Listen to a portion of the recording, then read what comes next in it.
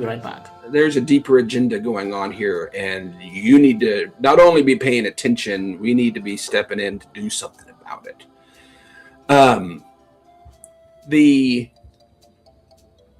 And this is some research I've done when I was working on my book Epicenter, which includes quite a bit of Nigerian history. I shared it with the manuscript with some friends of mine, younger people in Nigeria, and all of them were blown away. I said, wow. Okay, wonderful people, viewers and subscribers. The small clip you just finished watch now is the clip of Mike Arnold. In my last publication, I think I called his name very, very well. So now, the information you're about to hear now is concerning the 100 men Mazi Nnamdi Kanu instituted. Please don't worry, just give me 1 minute. I will show you the video, you watch it, and then we'll continue. But let me just make this point very clear before it escapes my mind or my memory. Nnamdi Kanu is in prison, but his brain, his eye, his mouth, his leg is not in prison. I think it's only his flesh they caged in Sokoto prison. Why do I say so? Nnamdi Kanu instituted 100 men. Do you know that since that 100 men that have instituted it, many people don't even know where they are. But let me tell you where they are. They are just coming back from mountain. They climbed the mountain where they for Galilee. Where did they went there to do? To study. You understand me? When I mean mountain, not literally mountain, mountain of making movements. Let me explain it, because some people now will be waiting for when they will see a video where they are coming down from mountains. Sometimes, but let me explain. Mountain that I mean is that Nnamdi Kanu with his 100 men, they have been doing some diplomatic engagements, making, in fact, Nnamdi Kanu leg is too long from Sokoto prison.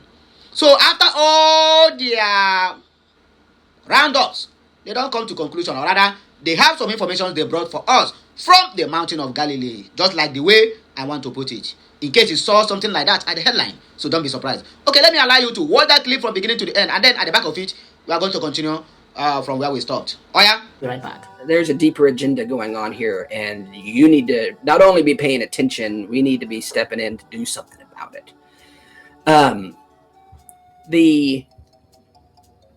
And this is some research I've done when I was working on my book Epicenter, which includes quite a bit of Nigerian history. I shared it with the manuscript with some friends of mine, younger people in Nigeria, and all of them were blown away. I said, wow, I never heard this before. And I didn't think it was what I found was readily available. It wasn't like I was an archaeologist going through dusty volumes in the basement of some building. I mean, I put together the history of Nigeria and put a thumbnail of it in my book. But these young people were like, I never heard this before. And one of them told me, they haven't been taught history in Nigeria for 15 years. And that blew my mind. How can you have a nation without teaching its history? Of course, if you know the history of Nigeria, you know why they wouldn't teach it, because it proves that the bloodthirsty regime that has a stranglehold on the nation has no legitimacy. And that they're brutal and demonic. That's what the history shows. So they didn't teach it for 15 years. But I looked into that, and then I found that it said, wait, they're teaching it again. As of, I guess it was early last year, or middle of last year, they started teaching history again with a new history curriculum. So I started looking into where did this history curriculum come from? And there's no author listed. There's no publishing company listed. But what's listed is the fact that it is done by the Nigerian Educational Research and Development Council. NERDC is in charge of the curriculum. And that in December 2024, Tinubu appointed a fellow to be the executive chairman of NERDC. And that's this guy, the executive secretary, Professor Salisu Shehu. That is the man who not only presided over the new history curriculum, but every curriculum for every course of study at every grade level, from preschool through university, is under this man's control. This is who is teaching Nigerian children today. Now, something you need to know about this man. His claim to fame publisher of the book, The Islamization of Knowledge. It's a manual, a manifesto for how to embed Islamic doctrine into Islamic academic disciplines. That is his expertise. That is who is writing the curriculum for Nigeria's 50 million school children, has a manifesto called The Islamization of Knowledge, and it's a manual for how to embed Islamic doctrine into secular academic institutions. He was formerly head of the International Institute of Islamic Thought Nigeria, a global organization whose stated mission is the Islamization of knowledge. He's the former Deputy Secretary General for the Nigerian Supreme Council for Islamic Affairs. And he himself has described his curriculum work as, quote, academic jihad. His stated goal is to purge Western thinking from the school system. In his mind and his philosophy, Western education is forbidden. You heard those words before? That's the name Boko Haram. Literally means Western education is forbidden. And the man who is writing the curriculum for every Nigerian school child of every grade level, every course of study, is the top philosopher of the Boko Haram philosophy, the top academic. His work, Tinubu has appointed him to wage academic jihad in Nigeria. Carte blanche control over what your children are learning. That's who Tinubu appointed as head of the curriculum. Let me warn you about something, because this isn't a verified quote, but it's generally accepted. Abraham Lincoln said this: the philosophy of the classroom of one generation will be the philosophy of government in the next. Nigerian school children today are being spoon-fed Islamic thinking in their mandatory classrooms from preschool through college, 100% because of your president, the moderate secular Democrat with the Christian pastor wife, appointed the top scholar for the Boko Haram philosophy to write the school books for your children. That's what's going on in Nigeria. It's bigger than that, folks. Let's dig into a few more things that Tinubu is doing, because this is a ticking time bomb. He recently signed a deal with Turkey to build a training center for Nigerian special forces in Nigeria. And the group so Turkey, big country, they have a private military contractor they use in all across Africa for all their training programs. It's called Sadat, S-A-D-A-T. It's like, if you're familiar with Russia, they have the Wagner Group. Well, that's the Sadat Group. It was founded by a guy named Adnan Tanreverdi. He was formerly the President Erdogan's chief military advisor. And he left and founded this organization that now is the primary defense contractor for Turkey in their work in Africa. So it's expected that's who's going to be teaching Nigerian special forces. Now, here's the thing about Sadat, this organization that is going to be doing the teaching, because Tinubu signed the deal. Sadat, the founder, stated he founded that entity to help create Islamic superpowers to prepare for the coming of the Mahdi.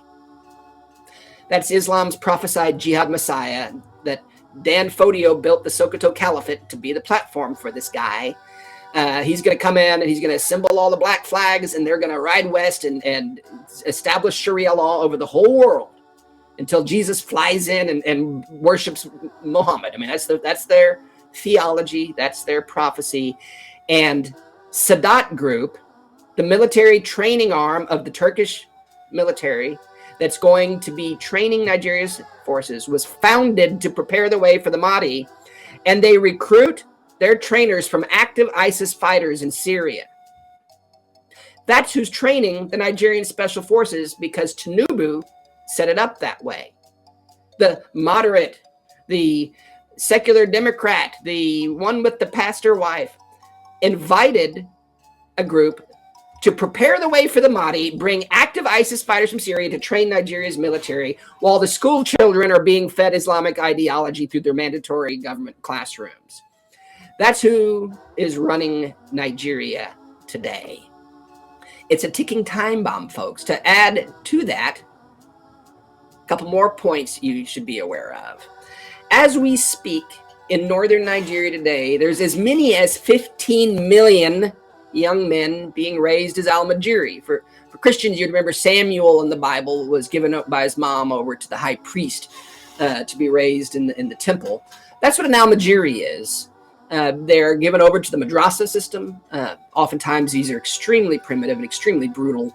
And they're raised there, these boys, on pure Islamic theology, ideology. Dan Fodio's teaching jihad. You have 15 million of them in that system now. On top of that, you have 10 to 12 million displaced. With they say is 50 to 60% chance of being radicalized. Do the math, folks. In addition to the 50 million school children being taught Islamic ideology in schools today, in every class, every grade, because of Tinubu. In addition to the military special forces being trained by ISIS fighters to prepare for the Mahdi, you have as many as 20 million Nigerian youth today that are on the edge of, if not fully soaked into radicalization.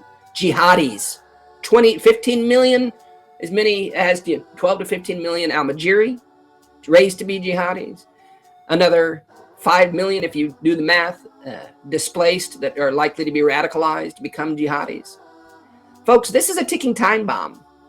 This is why I have been very adamant that Trump, somebody intervene. My message to the White House has been, yes, there's this genocide taking place, not just Christians and moderate Muslims, but there's a caliphate that's seeking to prepare for the Mahdi, to this taking over all of Nigeria. The entire nation is being forcibly Islamic. Okay. The message is very, very clear. I cannot cry more than the bereaved. We have already heard it from the horse's mouth. What else can I do for you to understand that one day or more day here? You understand? We do things based on the way it comes. Please, don't get carried away with the way we sound. It depends. We flow with the spirit. But before then, Mike Arnold have been out there. In fact, God go bless this one. But I hope he will not join the bad egg very soon. Because even to me self, this talk done too much. Mike, you joined the list of the 100 men, including the Sokoto Declaration. But since that Sokoto Declaration on May 30th, Mike, how far now? All of now, both the 100 men, everybody went into mountain. So you are just coming back to tell us some certain things. But to me, I feel that the talking is too much. Please, we want to see actions. Now beg with the beg now. This one now no be by force. Edge on to you alone. We want to see actions. These people are fasting. They are very faster than we may think. Just like what happened in 1966, when I think our elder Colonel Nwobosi made it very clear. He said that these people have already, in fact, they are already those 95%. They must have conquered Nigeria. And when Nzogo gather the information, that is when they start to plan the coup. You understand me? That is when they start to plan the coup. And the day these people want to strike is on 17th. While Nzogwa and his men, including Nwobasi and the rest of other Igbos, they gang up and say, no, these people can never outsmart us. They hit on 15th. And the whole plan scattered. The reason why you see them today, they are very angry about Sadona. Not because he died, no, because the agenda which they have already scripted was not carried out. In fact, they killed him with that agenda. But they killed him with that plan he want to make. But that written script and agenda is already with the oligarchies, and that is what they are pursuing up to today. So please, I will beg on go and beg Trump. If I say this Trump now, don't talk to deaf and dumb when it comes to Biafran matter. I don't understand. Anyway, what do I know? Let me just read a small comment that we have here, and then we'll out because I'm just here to pass on information and to react and also to drop my own view on the matters at hand. My brothers, we need everybody. Please share this message. A lot of people need to get hold of this message. And if you get to your table, make sure you share, like, comment, and subscribe. Okay. Biafra is our only hope. If not, Biafra, how we for do? I say all of us for done gone. Eze Yaro said, thanks for keeping us updated. Of course, yes, that is what we are here to do. Frank J said that the Lord is there, strength. God bless USB and God bless the 100 men. Sunday said, God bless our supreme leader, Mazi Nnamdi Kanu. The last but not the least, Emmanuel said, we are tired of talk. We need action. We need a result. Every day, one talk to the other. My cannot. Everybody is complaining, including I myself. I've been making this statement for quite some time now. We are tired of the toko and promise without fulfilling. Let us see actions. Anyway, drop whatever you think. If you still believe they talk too much, please comment. If you still believe that they are working, my brother, please feel free to comment. And if you feel that they are not doing anything, want them working, want them wine, bigo, they are in the comment section. Fagana fear. As simple as that. Have a nice day, huh? And